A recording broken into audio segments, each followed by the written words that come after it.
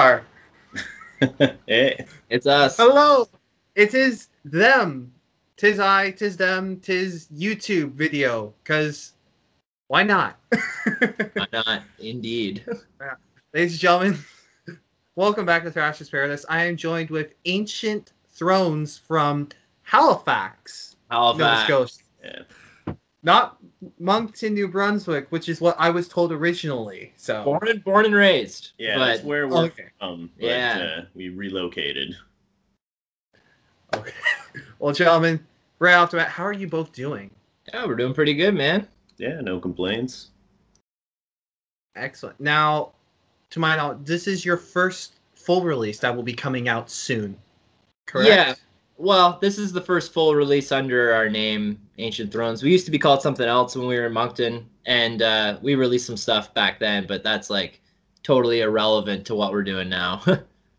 Okay, so did the name change come with the relocation to Halifax, or was the name starting in Moncton, then kind of transitioned with you? Yeah, Ancient Thrones totally was revamped in Halifax. Yeah, that's a totally new thing that we did when we moved here. We had a big member change, and like we had a total shift in sound and everything like that. So it made no sense to call ourselves the other name. Fair enough. That makes a lot of sense. Yeah. In the end, what kind of did inspire the move from Moncton to Halifax?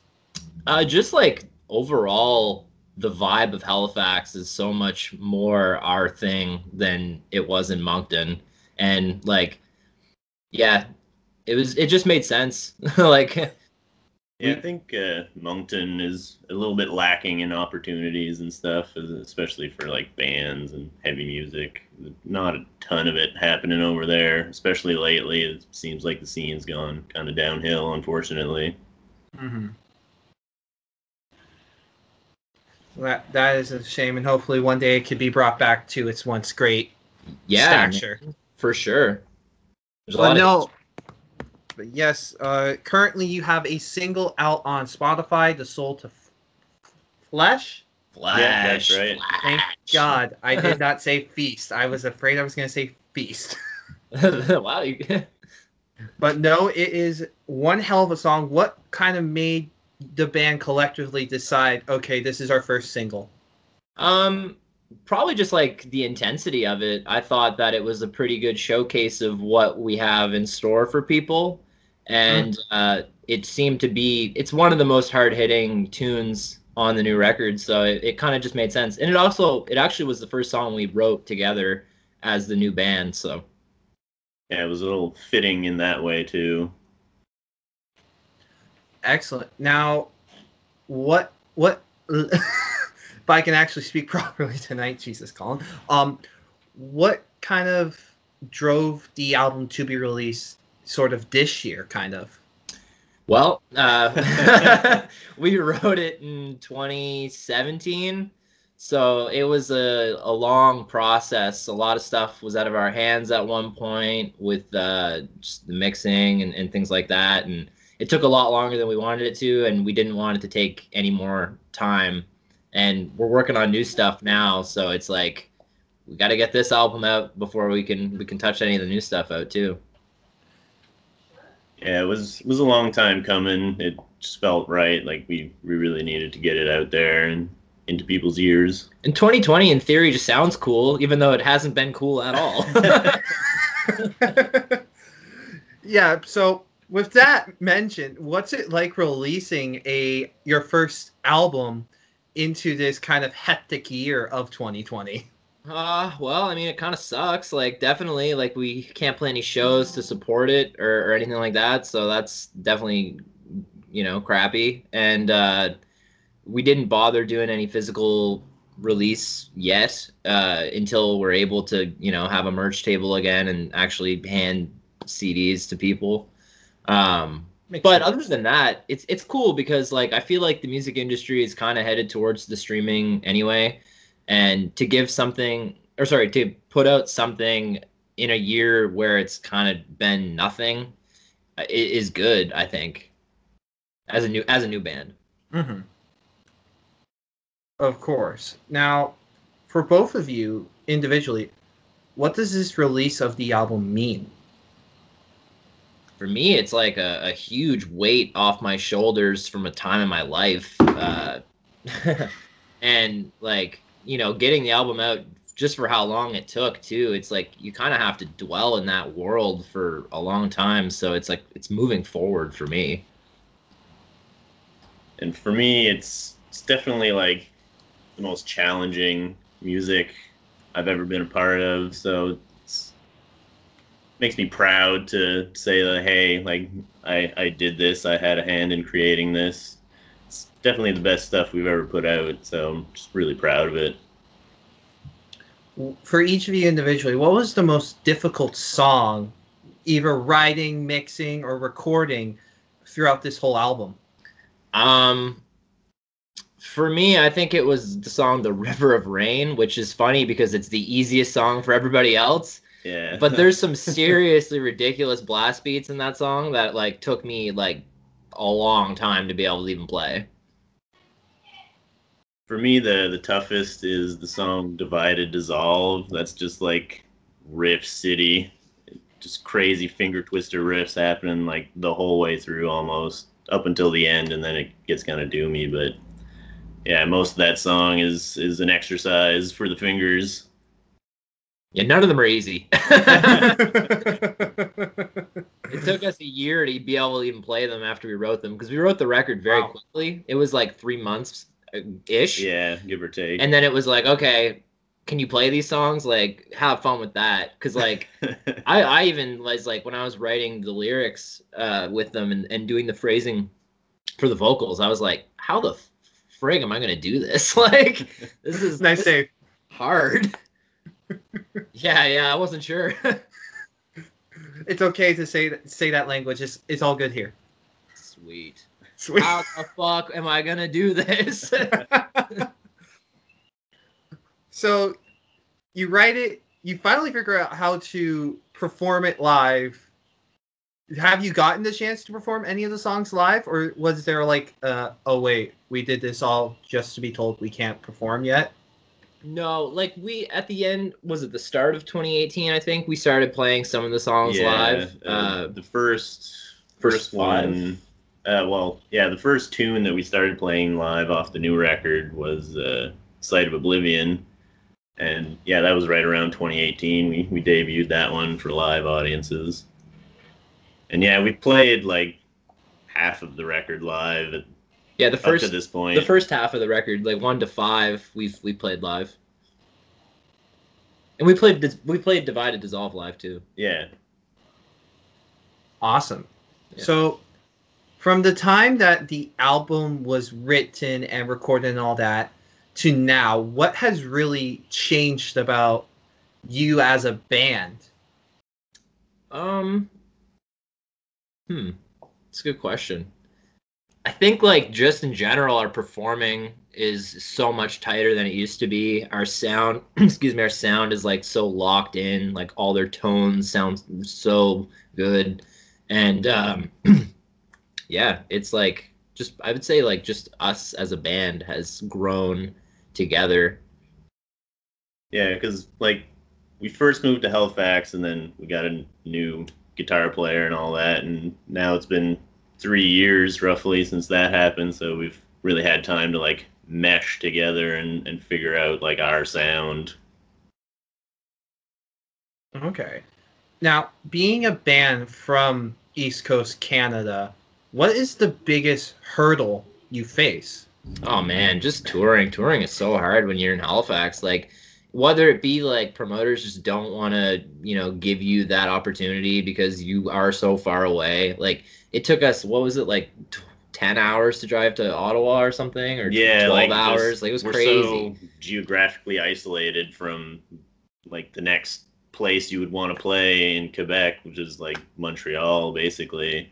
And it's like a catch-22 thing as well, because like you'll have the big bands come here and you get to play with them because your band is, good or okay or whatever.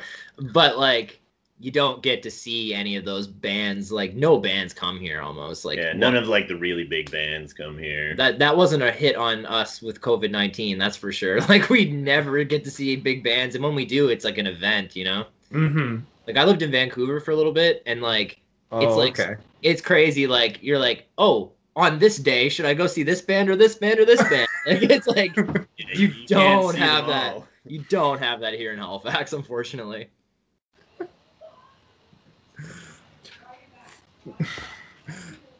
Now as a band from Halifax, what really sets you apart from every other scene in Canada besides the geographical issues?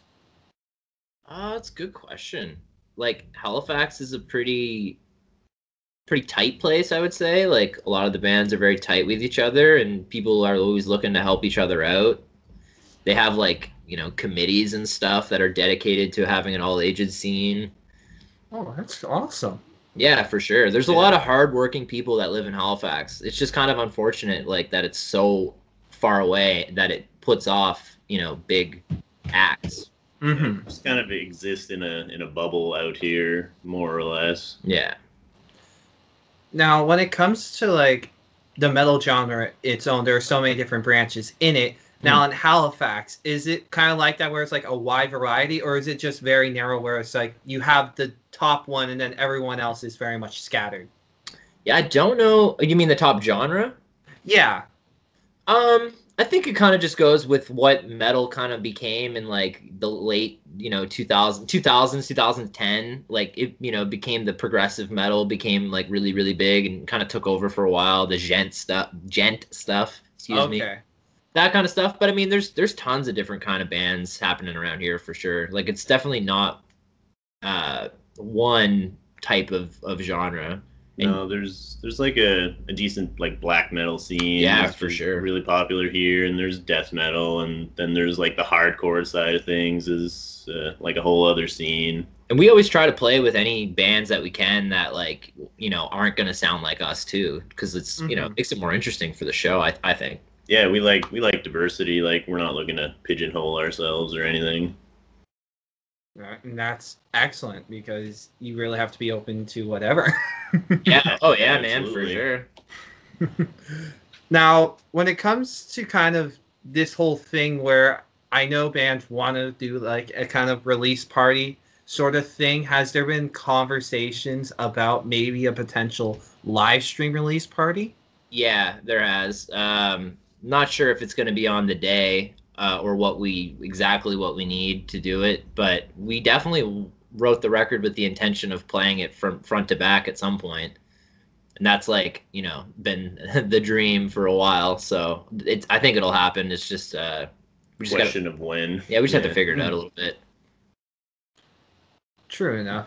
Now, gentlemen, I forgot the question I was going to ask, but I knew it was going to be something special.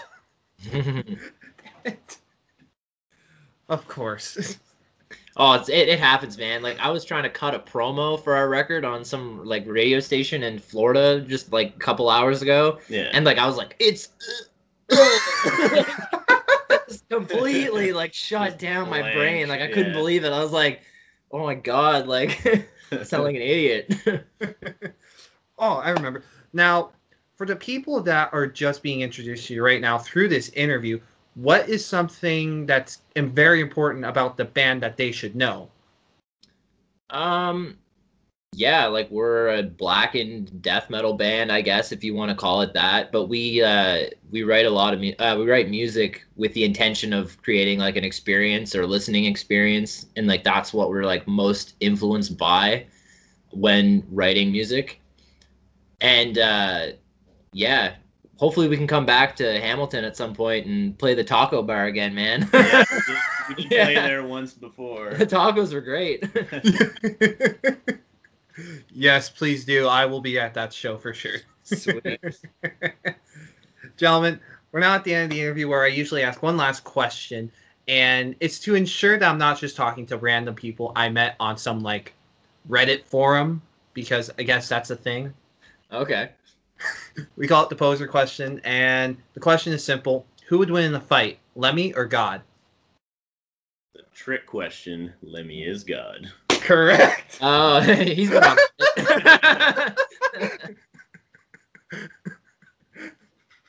I love how you're just gazing into the future like, what is this question?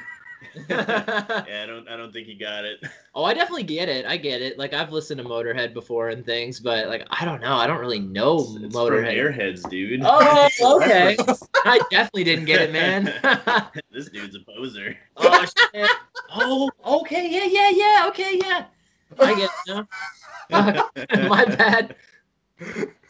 I mean, that's fine. I'll go listen to some like hot pop music after this anyway. It's okay. Okay. That was definitely the funniest poser question we've had on the channel. Nice. Well, I'm glad I brought you to tears. Thank you. Now, before we stop recording, Jesus, I'm now struggling with my words. Okay. Before we stop recording the interview, is there anything else you'd like to let the people know at home? Yeah, so fuck, man. Yeah, no, we're Ancient Thrones from Halifax. Our new record, The Veil's coming out November 6th. It's an independent digital only release for now. It's a concept album about grief, and we worked our asses off to get here right now, so we hope you dig it. Excellent. And until next time, everyone, keep on thrashing. Later.